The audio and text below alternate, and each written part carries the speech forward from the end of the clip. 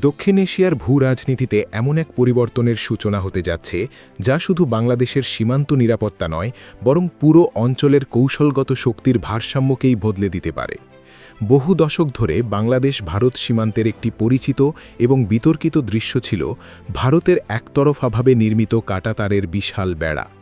নিজেদের নিরাপত্তার কথা বলে ভারত সীমান্তের হাজার হাজার কিলোমিটার জুড়ে এই প্রাচীর তৈরি করেছে। কোথাও আন্তর্জাতিক আইন মেনে, আবার কোথাও জিরো লাইনে তোয়াক্কা না করেই সীমান্তে এই নির্মাণ কাজ চালিয়ে গেছে দিল্লি। এই কাজ করতে গিয়ে অনেক জায়গায় বাংলাদেশের কৃষিজমি, গ্রাম এবং মানুষের জীবনযাত্রাকেও উপেক্ষা করা হয়েছে। ভারত সবসময় দাবি করে এসেছে যে এই কাঁটাতারের বেড়া তাদের নিরাপত্তার জন্য অপরিহার্য। কিন্তু বাস্তবে এই বেড়া শুধু দুই দেশের ভৌগোলিক সীমানা আলাদা করেনি, এর আড়ালে বছরের পর বছর ধরে ঘটেছে সীমান্ত হত্যা, গুলিবর্ষণ, নিরীহ বাংলাদেশি নাগরিকদের মৃত্যু এবং এক ধরনের অদৃশ্য কৌশলগত চাপ সৃষ্টি। ভারত নিজেদের সীমান্তকে নিরাপদ দাবি করলেও বাংলাদেশের সীমান্ত দীর্ঘদিন ধরে কার্যত উন্মুক্ত অবস্থায় ছিল। একদিকে ভারতীয় বিএসএফের সশস্ত্র পাহারাদারি, অন্যদিকে বাংলাদেশের সীমান্তে অপেক্ষাকৃত দুর্বল অবকাঠামো। এই বৈষম্য দীর্ঘদিন ধরে বাংলাদেশের নিরাপত্তাবিদদের উদ্বিগ্ন করে আসছিল। কিন্তু এবার সেই চিত্র বদলে যাচ্ছে। বাংলাদেশ এমন এক সিদ্ধান্ত নিতে যাচ্ছে যা দেশটির নিরাপত্তা নীতির ইতিহাসের সবচেয়ে বড় পরিবর্তনগুলোর একটি হিসাবে বিবেচিত হতে পারে। ভারত যেমন একতরফাভাবে সীমান্ত ঘিরে ফেলেছে, এবার বাংলাদেশও নিজস্ব নিরাপত্তা এবং সার্বভৌমত্ব রক্ষার জন্য ভারত এবং মিয়ানমার উভয় সীমান্তেই পাল্টা কাঁটাতারের বেড়া নির্মাণের বৃহৎ পরিকল্পনা গ্রহণ করেছে। এই সিদ্ধান্তের আনুষ্ঠানিক ইঙ্গিত এসেছে জাতীয় সংসদে। গত 17 জুন সংসদের প্রশ্নোত্তর পর্বে স্বরাষ্ট্রমন্ত্রী সালাউদ্দিন আহমেদ এমন এক ঘোষণা দেন যা মুহূর্তেই নিরাপত্তা বিশ্লেষক এবং কূটনৈতিক মহলে ব্যাপক আলোড়ন তোলে।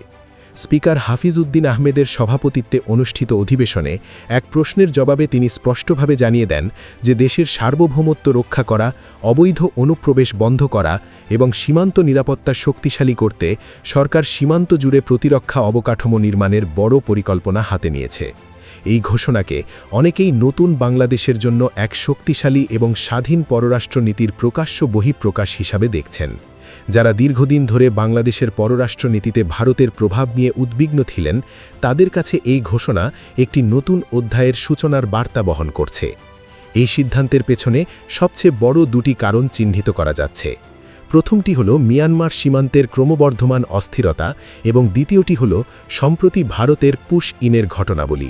বর্তমানে বাংলাদেশের জাতীয় নিরাপত্তার জন্য সবচেয়ে উদ্বেগজনক এলাকা হয়ে উঠেছে দক্ষিণ পূর্ব সীমান্ত অঞ্চল।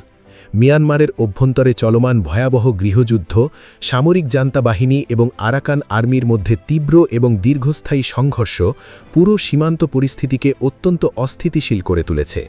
এই সংঘাতের সুযোগ নিয়ে টেকনাফ এবং বান্দরবন সীমান্ত দিয়ে প্রতিনিয়ত বাংলাদেশে ঢুকছে অবৈধ অস্ত্র। স্বয়ংক্রিয় রাইফেল, গ্রেনেড, সামরিক গোলাবারুদ থেকে শুরু করে সংঘবদ্ধ অপরাধ চক্রের জন্য প্রয়োজনীয় নানা ধরনের অস্ত্র সীমান্ত পেরিয়ে দেশে প্রবেশ করছে। নিরাপত্তা বিশেষজ্ঞদের মতে এই সীমান্ত ছিদ্রপথ দিয়ে যে পরিমাণ অস্ত্র ঢুকছে তা বাংলাদেশের অভ্যন্তরীণ আইন শৃঙ্খলার জন্য মারাত্মক হুমকি তৈরি করছে। শুধু অস্ত্রই নয়, একই সঙ্গে নাফ নদী এবং দুর্গম পাহাড়ি রুট ব্যবহার করে দেশে ঢুকছে কোটি কোটি টাকার ভয়ঙ্কর মাদক। ইয়াবা, ক্রিস্টাল মেথ বা আইস নামে পরিচিত এই মাদক ব্যবসা সীমান্ত এলাকাকে পরিণত করেছে আন্তর্জাতিক অপরাধ চক্রের একটি গুরুত্বপূর্ণ ট্রানজিট রুটে। এর প্রভাব শুধু সীমান্তে সীমাবদ্ধ নেই। কক্সবাজারের রোহিঙ্গা ক্যাম্প, পার্বত্য অঞ্চল এবং দেশের বড় শহরগুলো পর্যন্ত এই মাদক এবং অস্ত্র নেটওয়ার্কের বিস্তৃত জাল ছড়িয়ে পড়েছে। ফলে বাংলাদেশের অভ্যন্তরীণ আইন শৃঙ্খলা পরিস্থিতি এখন সরাসরি হুমকির মুখে পড়েছে। সরকারের পক্ষ থেকে বলা হচ্ছে, এই পরিস্থিতি নিয়ন্ত্রণে আনতে হলে সীমান্তে স্থায়ী ও কার্যকর প্রতিরক্ষা অবকাঠামো ছাড়া কোনো বিকল্প নেই। তাই বাংলাদেশ প্রথমবারের মতো মিয়ানমার সীমান্তে নিজস্ব অর্থায়নে পূর্ণাঙ্গ কাঁটাতারের প্রতিরক্ষা বলয় গড়ে তোলার আনুষ্ঠানিক কার্যক্রম শুরু করতে যাচ্ছে। এর উদ্দেশ্য একটাই, অস্ত্র চোরাচালান বন্ধ করা, মাদক প্রবাহ রোধ করা এবং সীমান্তকে সম্পূর্ণ নিয়ন্ত্রণে আনা। কিন্তু শুধু মিয়ানমার নয়, ভারতের সীমান্ত পরিস্থিতিও এখন ঢাকার জন্য নতুন উদ্বেগ তৈরি করছে। বিশেষ করে 2024 সালের অগাস্ট মাসের রাজনৈতিক পট পরিবর্তনের পর ভারতীয় সীমান্তে নতুন ধরনের উত্তেজনা সৃষ্টি হয়েছে। বাংলাদেশের দাবি অনুযায়ী ভারতীয় সীমান্তরক্ষী বাহিনী বিএসএফ একাধিকবার বাংলাদেশে পুশ ইনের চেষ্টা করেছে। সরকারি তথ্য অনুযায়ী 2024 সালের 5ই আগস্ট থেকে এখনও পর্যন্ত প্রায় 2300-র বেশি মানুষকে জোরপূর্বক বাংলাদেশে ঠেলে দেওয়ার চেষ্টা করা হয়েছে। এর মধ্যে কয়েক হাজার মানুষকে স্থানীয় প্রশাসনের কাছে হস্তান্তর করা হয়েছে, কিছু সংখ্যককে ফেরত দেওয়া হয়েছে এবং অনেকে সীমান্ত থেকেই প্রতিহত হয়েছেন। এই ঘটনাগুলো শুধু মানবিক সমস্যা তৈরি করছে না, বরং দুই দেশের সম্পর্কে এক নতুন উত্তেজনার মাত্রাও যোগ করছে। সবচেয়ে উদ্বেগজনক বিষয় হল ভারতের পশ্চিমবঙ্গের রাজনৈতিক পরিস্থিতির পরিবর্তনের পর এই পুশ ইনের প্রবণতা আরও বেড়ে গেছে। তবে বাংলাদেশও এবার আগের মতো নীরব নেই। বর্ডার গার্ড বাংলাদেশ অর্থাৎ বিজিপি একের পর এক এই ধরনের প্রচেষ্টা প্রতিহত করেছে। সরকারি তথ্যমতে অন্তত 36টি পুশ ইনের চেষ্টা সফলভাবে ব্যর্থ করে দিয়েছে বিজিপি সদস্যরা।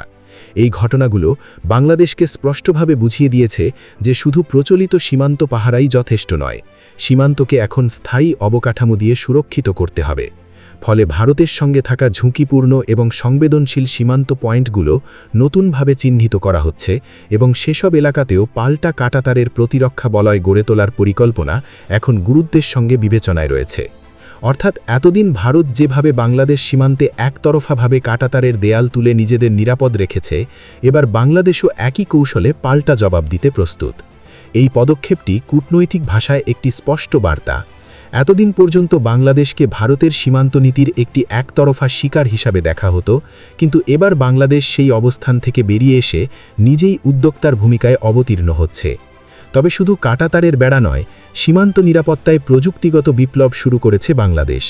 দেশের দক্ষিণ পশ্চিম এবং উত্তর পশ্চিম সীমান্তের সংবেদনশীল এলাকায় ইতিমধ্যেই বসানো হয়েছে smart border surveillance system. Drone নজরদারি শুরু হয়েছে, যা আগে কখনো এই মাত্রায় ছিল না। থার্মাল ইমেজার ব্যবহার করে রাতের অন্ধকারেও সীমান্ত পর্যবেক্ষণ সম্ভব হচ্ছে।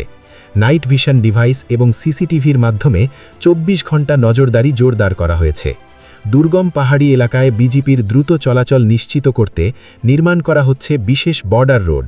এই বর্ডার রোডগুলো শুধু নিরাপত্তার দিক থেকেই নয়, অর্থনৈতিক দিক থেকেও সীমান্ত অঞ্চলের মানুষের জন্য গুরুত্বপূর্ণ হয়ে উঠবে বলে মনে করা হচ্ছে। অর্থাৎ সীমান্ত নিরাপত্তাকে এখন সম্পূর্ণ প্রযুক্তি নির্ভর ব্যবস্থায় রূপান্তর করার একটি সুনির্দিষ্ট পরিকল্পনা নিয়ে কাজ চলছে। আন্তর্জাতিক বিশ্লেষকরা বলছেন, বাংলাদেশের এই সিদ্ধান্ত দক্ষিণ এশিয়ার কূটনৈতিক মানচিত্রে বড় বার্তা বহন করছে। এতদিন ভারত নিজের নিরাপত্তার অজুহাতে প্রতিবেশী দেশের সীমান্ত ঘিরে রেখেছে কাঁটাতারে, কিন্তু কখনো প্রতিবেশীর নিরাপত্তার কথা ভাবেনি। এবার বাংলাদেশ দেখিয়ে দিচ্ছে যে নিজের সার্বভৌমত্ব রক্ষায় ঢাকা আর কারও উপর নির্ভরশীল নয়। দেশের নিরাপত্তা, সীমান্ত নিয়ন্ত্রণ এবং আন্তঃসীমান্ত অপরাধ দমনে বাংলাদেশ এখন স্বাধীনভাবে সিদ্ধান্ত নিতে প্রস্তুত এবং সেই সিদ্ধান্ত বাস্তবায়নের ক্ষমতাও দেশের রয়েছে বলে সরকার মনে করছে। রাজনৈতিক পর্যবেক্ষকরা মনে করেন, এটি শুধুমাত্র একটি সীমান্ত অবকাঠামো প্রকল্প নয়, এটি মূলত আঞ্চলিক শক্তির ভারসাম্যে এক নতুন কৌশলগত বার্তা। দক্ষিণ এশিয়ার ইতিহাসে সীমান্ত মানেই ক্ষমতার রাজনীতি, সীমান্ত মানেই কৌশলগত নিয়ন্ত্রণের লড়াই। আর সেই লড়াইয়ে এবার বাংলাদেশ প্রবেশ করছে এক সম্পূর্ণ নতুন রূপে। ভারতের কাঁটাতারের বিপরীতে বাংলাদেশের পাল্টা কাঁটাতারের প্রতিরক্ষা বলয় শুধু একটি অবকাঠামো নয়, এটি একটি ঘোষণা, একটি নতুন ভূরাজনৈতিক বাস্তবতার ঘোষণা, যেখানে বাংলাদেশ আর নীরব দর্শক নয়, বরং নিজস্ব কৌশল, নিজস্ব নিরাপত্তা দর্শন এবং দৃঢ় সার্বভৌম অবস্থান নিয়ে শক্তভাবে দাঁড়িয়ে থাকা একটি আত্মপ্রত্যয়ী রাষ্ট্র। আগামী মাসগুলোতে যদি এই পরিকল্পনা বাস্তবায়ন শুরু হয়, তাহলে দক্ষিণ এশিয়ার সীমান্ত রাজনীতিতে এটি হতে পারে সবচেয়ে বড় এবং সুদূর প্রসারী পরিবর্তন। ইতিহাস হয়তো মনে রাখবে যে এই প্রথমবারের মতো বাংলাদেশ প্রতিবেশী শক্তিধর রাষ্ট্রগুলোর একতরফা সীমান্ত নীতির জবাবে নিজেদের প্রতিরক্ষা কৌশলকে এক নতুন উচ্চতায় নিয়ে গিয়েছিল। তবে এই সিদ্ধান্ত স্বরাষ্ট্রমন্ত্রী সালাউদ্দিন আহমেদ শেষ পর্যন্ত বাস্তবায়ন করতে পারবেন কিনা, রাজনৈতিক ও কূটনৈতিক চাপ সামলে এই পরিকল্পনা কতটা এগিয়ে নেওয়া সম্ভব হবে এবং আঞ্চলিক শক্তিগুলো এই পদক্ষেপকে কিভাবে নেবে, সেটাই এখন সবচেয়ে বড় প্রশ্ন।